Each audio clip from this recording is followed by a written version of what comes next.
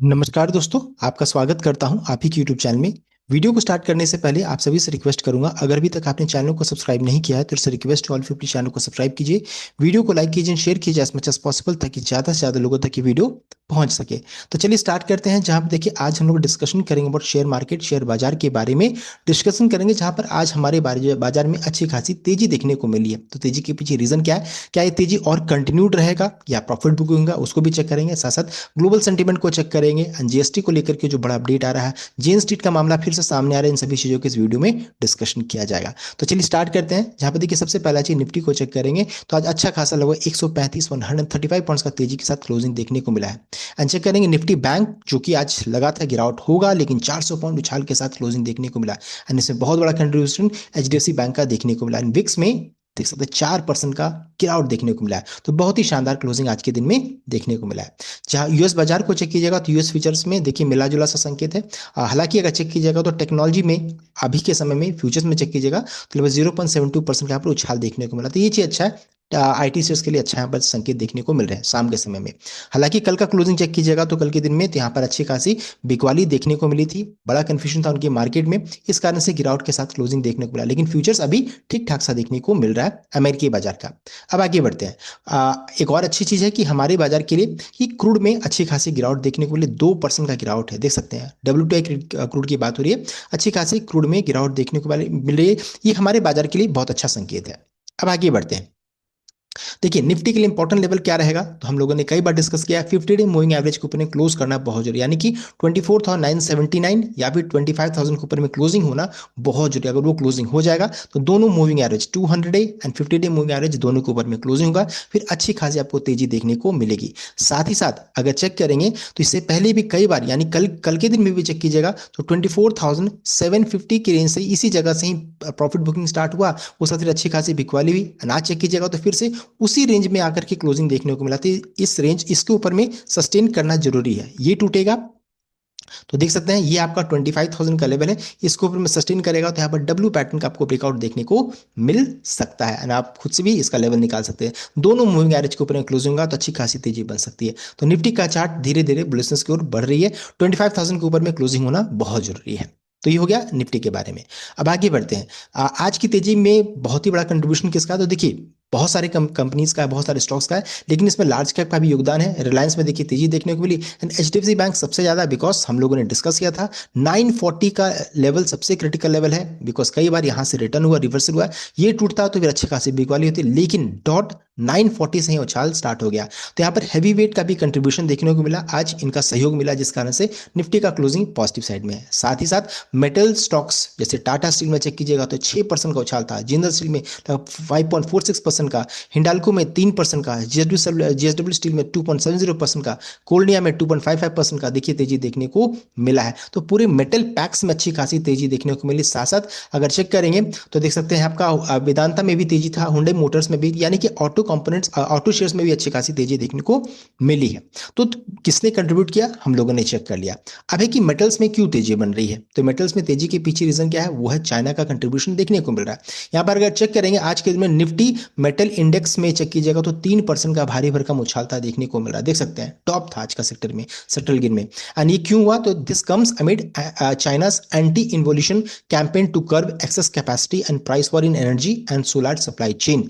China ने देखिए क्या किया, China will lower its steel capacity by 50 million ton. तो चाइना यहाँ पर कह रही है कि ये लोअर करेंगे अपना steel capacity, 50 million ton cut करने वाली है, and cut production by 8.5% for the rest of the year. And ये जो अपडेट है, इस कारण से जितने भी मेटल स्टील्स में अच्छी खासी तेजी देखने को मिल रही है। So we expect steel prices to pick up in line with global trajectory and strong sustainability as the worst look behind for metal sector. तो यहाँ पर देख सकते हैं चाइना की तरफ से जो अपडेट आया, इस कारण से पूरे मेटल पैक में तेजी देखने को मिली है। तो हम लोगों ने चेक कर लिया क्यों मेटल स्टॉक्स में तेजी बन रही है। अब आगे बढ़ते हैं। साथ साथ हमारा डोमेस्टिक फैक्टर, जहां पर देखिए जीएसटी मीटिंग चल रहा है, उस वहां से बहुत सारे पॉजिटिव ट्रिगर आने के चांसेस यहां पर बन रहे हैं। मीटिंग देखिए आज से स्टार्ट हुआ, कल भी यहां पर रहेगा, देख सकते हैं। तो ये 2 दिन बहुत ही बड़ा होने वाला है। तो कल के 4 सितंबर भी बहुत ही इंपॉर्टेंट डेट होने वाला है। एंड साथ ही साथ यहाँ पर जीएसटी मीटिंग को लेकर के यहाँ पर देखिए मॉर्निंग आवर्स में एक अपडेट आया, जहां पर सबको क्या एक्सपेक्टेशन था कि दिवाली को दिवाली के समय में ये गिफ्ट आ सकता है, जीएसटी स्लैब में चेंजेस। लेकिन अभी ये इंप्लीमेंट कब तक होने की बात हो रही है, तो नवरात्रि तक में ही स्टार्ट हो सकता है। ये अपडेट ड्यूरिंग मार्केट आवर्स में आया था, इस कारण से अच्छी खासी तेजी देखने को मिली है। तो ये है ना कि पहले सोचा गया था दिवाली, अब तो नवरात्रि में ही होने का चांसेस बन रहा है। तो ये चीज यहाँ पर अच्छी देखने को मिली, इस कारण से मार्केट में तेजी बनी है। अभी देखिए इस जीएसटी स्लैब में क्या क्या हो रहा है, तो बताना चाहूंगा। जीएसटी रेट कट यहाँ पर जब होगा तो यहाँ पर देखिए पहले क्या था, देखिए 5, 18 एंड 40 ये स्लैब जो रहता है, ये स्लैब अभी फिक्स किया जा रहा है कि 5 रहेगा, 18 रहेगा, 40 स्लैब परसेंट का स्लैब रहेगा। पहले क्या था, 12%, 8%, 12% एंड 28% भी था, जिसे हटा करके, इन दोनों को हटा करके अब जितने भी यहाँ प्रोडक्ट है सबको रिडिस्ट्रीब्यूट कर दिया जाएगा, इन 3 स्लैब्स में बांट दिया जाएगा। ये ऐसे यहाँ पर चेंजेस देखने को मिलेंगे। तो propose changes suggest uniform 5% taxation for all food item and textile products currently spread across various rates. तो 5% में देखिए food item and textile product को स्प्रेड कर दिया जाएगा। Additionally consumer durable are proposed for 18% bracket, resulted in reduced GST for commonly used item like refrigerator, larger TC sets and air conditioners में यहाँ पे देखने को मिलेगा। तो ये चीज देखिए कंज्यूमर ड्यूरेबल के लिए भी बेनिफिट है, साथ साथ फूड एंड टेक्सटाइल प्रोडक्ट्स के लिए भी बेनिफिट यहाँ पर देखने को मिल रहा है। यहाँ पर देखिए अब 40% किससे लगेगा, तो जो भी देखिए सिन गुड्स हैं, जैसे कि बेवरेज हो गए, टोबैको प्रोडक्ट्स हो गए, लग्जरी आइटम्स हो गया, लग्जरी वॉचेस हो गया, एंड लार्ज कार्स हैं, उनके लिए यहाँ पर थोड़ा सा दिक्कत की बात यहाँ पर हुई है। लाइकली साथ साथ यहाँ पर अपडेट आ रहा है कि लाइकली ये अप्रोच भी कर सकते हैं गवर्नमेंट के पास। तो likely eliminating the current cess system, industries particularly automobile and textile sector are actively advocating regarding the rate modification। तो यहाँ पर गवर्नमेंट से बातचीत थोड़ी चल रही है। बेवरेज कंपनी भी बात कर रही है इस चीज को लेकर के, जो करंटली 28% से 40% में जंप कर जाएंगे। तो ऐसा यहाँ पर देखिए अनुमान लगाया जा रहा है। फिर the restructuring would likely result in approximately 99% of its presently under 12% taxation moving to, तो जो 12% में जो अभी करंटली जो आइटम्स है वो 5% के ब्रैकेट में चले जाएंगे, जो वाइल 90% ऑफ गुड करंटली जो कि 28% में है वो शिफ्ट कर जाएंगे 18% में। तो बहुत सारी चीजों का यहाँ पर देखिए बहुत सारे शेयर्स में आपको उछाल इस कारण से देखने को मिल सकते हैं। बहुत सारे प्रोडक्ट्स का दाम जो है घट सकता है। तो ये नवरात्रि दिवाली गिफ्ट यहां पर देखने को मिल रहा है। अब होगा क्या, जो छोटे कार्स है, स्मॉल कार्स जो कि 1200 सीसी का है, सो वो मूव करेंगे 28% से 28% से 18% में चलाएंगे। Two wheeler up to 350 CC 28% से 18% स्लैब में आ जाएगा। थ्री व्हीलर एम्बुलेंस यहां पर 28% से देख सकते हैं 18% में आ जाएगा। देन ट्रैक्टर्स 12% एंड 12% से 5% में चला जाएगा। फर्टिलाइजर एंड पेस्टिसाइड 12% से 5%। एसी वॉशिंग मशीन 28% से 8% में। टूथपेस्ट एंड टॉयलेटरीज 18% से 5% में चला जाएगा। बटर ड्राइनर्स एंड भुजिया 12% से 5%। कॉर्नफ्लेक पेस्ट्री बिस्किट आइसक्रीम जो भी रहेगा सब देखिए 18% से 5% में आ जाएगा। पैकेज वाटर 18% से 5%। सीमेंट जो रहता है 28% से 18% आ जाएगा। अब इससे आप जज कर सकते हैं, जो भी आप स्टॉक होल्ड करते हैं, आपका शेयर्स जो रहता है, स्टॉक्स जो रहता है, कौन सा प्रोडक्ट बनाती है, कैसे बेनिफिट मिल सकता है, तो इसको आप जज कर सकते हैं। मैंने यहाँ पर देखिए प्रोडक्ट वाइज यहाँ पर बता दिया है, आप इसको चेक कर सकते हैं।